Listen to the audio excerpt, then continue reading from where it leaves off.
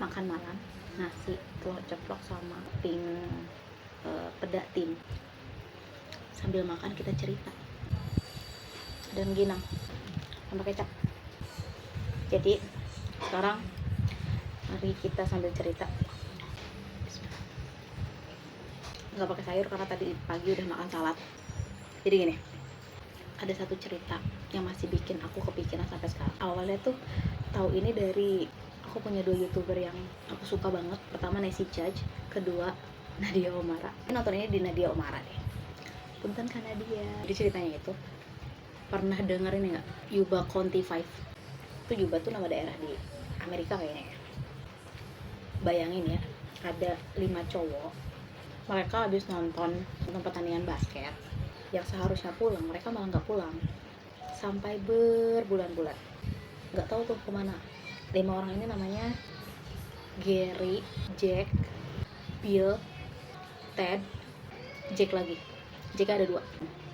Yang bikin aneh itu keadaan mobil mereka seperti terdampar di area pegunungan. Nah, arah pegunungan itu ke kanan, rumah mereka itu ke kiri. Harusnya mereka pulang ke kiri, mereka malah ke kanan. Kan itu udah melenceng banget ya.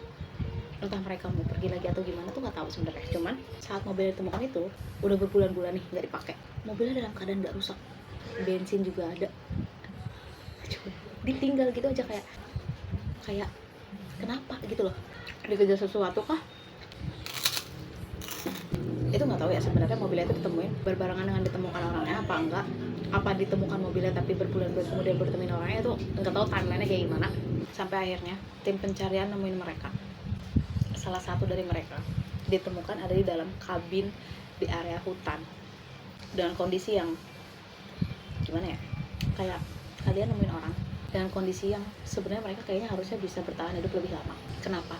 Karena di dalam kabin hutan itu makanan ada persediaan tapi sama sekali nggak disentuh. Kayak lu tuh bingung, gua ngapain di sini, nambah nasi, aneh kan. Dan yang paling misterius apa?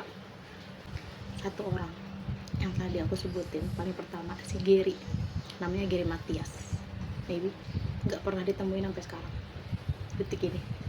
Itu kejadiannya sekitar tahun 1987an.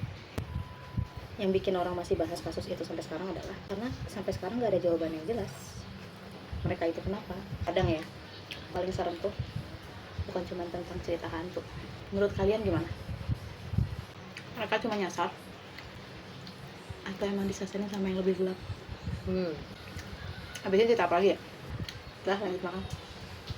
Bye.